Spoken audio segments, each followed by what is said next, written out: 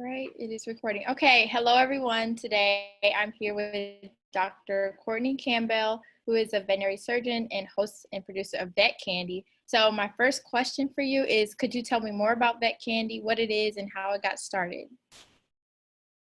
Thank you so much for having me. This is an incredible opportunity to be interviewed by you and just get a chance to chat, because I think you are one of the inspiring young leaders and doing a lot. Thank you. So it's an honor to join you. But I will say that Vet Candy, it has a really fun name at first. It can be a little off-putting, like Vet Candy, what is that about? It really just comes down to three different things, being smart, simple, and sweet, right? You've heard of the phrase, keep it simple, stupid, or keep it sweet and simple, or whatever whatever term you want to use, whatever acronym you want to use. Really what Vet Candy is about is reimagining the way that we learn, reimagining the way we get continuing education. And we do that through a multimedia platform, whether it's podcasts, whether it's a new show called Rapid Rounds.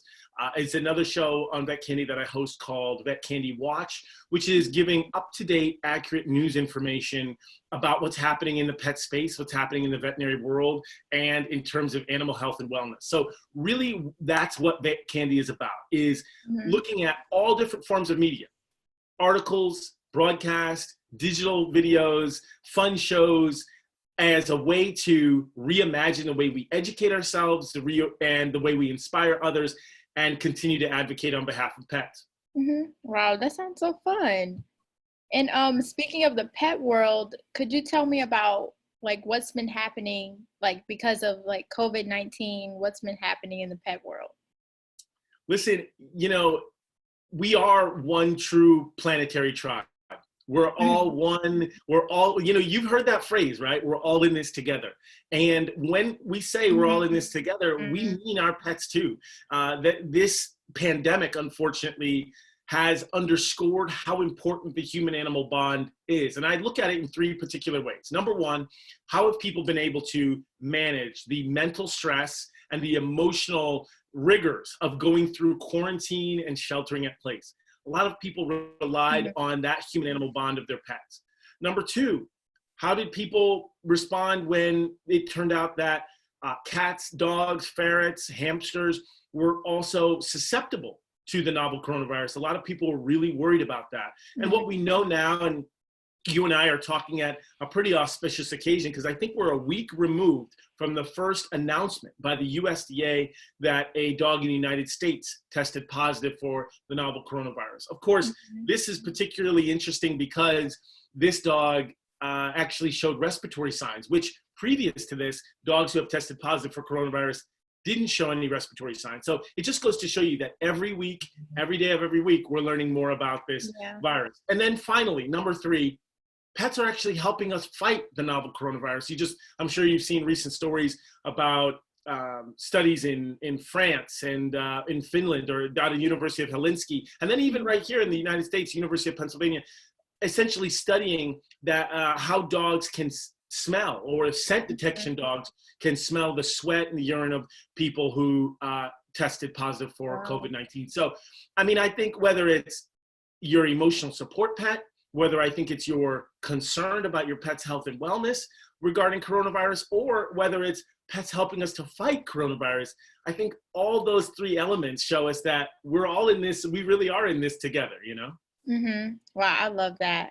I think that's really true. Like with pets, like I have my own pet and I worry about that all the time. Like Corona is like everywhere and I'm trying to make sure that we're safe and everybody's doing what they have to do to be safe. So I appreciate it's tough, right? Because you're thinking, I don't want to get the Rona and I don't want my pet getting it either, right? So it's almost like you've got two responsible. And then if you, let's say you're a mother, right? And or a father, and you're out there and you're worried about yourself, you're worried about your children, you're worried about your furry family members.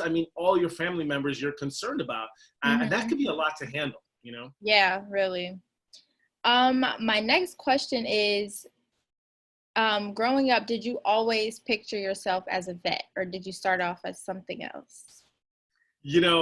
I started with big dreams. I started with big dreams of being one of three things. Either I wanted to be a chef, either I wanted to be a magician, or a veterinarian. And for some reason, my parents were really focused on either being a chef or a veterinarian. I never fully realized my true magician intentions or aspirations. So I will say that, my education started right in my backyard. You know, I basically grew up in the woods.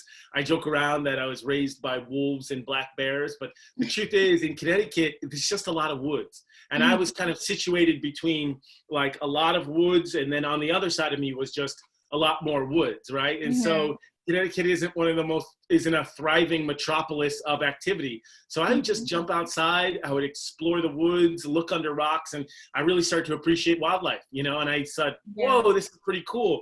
And then once you appreciate wildlife and you fuse that with medicine, anatomy, physiology, it just makes sense. Those two are married together. You've got animals on this side, a love you have, and then you've got a love for medicine and science, and those two just, it's a beautiful marriage. Now, I will say, for me, at least, that should be the primary focus if you're aspiring to have a career in medicine, is love the medicine first, then decide what platform or what species you want to work on. If you like animals, you know, be a veterinarian. If you like feet, be a podiatrist. If you like eyes, be an ophthalmologist. But fall in love with the medicine first before, before you decide what ultimately is next. Yeah. Wow, that's so funny that you had different aspirations at first, because I feel like that happens to a lot of people. Yeah, it's so important to just enjoy the journey. It really is. So my final question for you is, I'm talking to you and a bunch of different other professionals, and essentially it's for mentorship and, you know, getting advice. So growing up, did you have a mentor? Do you have one right now? And how important do you think that is? I don't care how old you are or where you are in life, you need a mentor. You absolutely do. Because what gets measured gets improved. And so the three main characteristics towards having success, and this is in life in general, and I'm not coming off as being Mr. Uber successful. Listen, I'm still a work in progress. But in my personal opinion, I think these are the three key elements towards success, right? And number one, it's definitely going to be have a set goal, have a really well-defined goal. Number two, have a timeline, because if it's just an open-ended timeline, then you can achieve it whenever, and you may never actually get it done. And then number three, have objective criticism, have an objective critique, have a mentor. Because as you're achieving your goal and you're doing it in record time, if you're not doing it right, then it's tough. Then you're not really improving. And so I have a mentor. I have many mentors. I've got a surgical mentor. I have a media mentor. My parents and family are mentors to me, because we all are very diverse. We all have different sides of us. And so sometimes it's helpful to have a mentor with every different side. And listen, a mentor sometimes will get you right, you know, in terms of, you know, like somebody who's a friend may get you right for a particular event or a particular task. But a mentor, a true mentor, they will definitely change your life. So that is the difference between just having somebody that gives you good advice or a friend, because they're important too. But a mentor will truly change your life. So that's my final answer into saying just how important mentorship is. It doesn't matter how old you are. You always need one. And two, they can definitely change your life.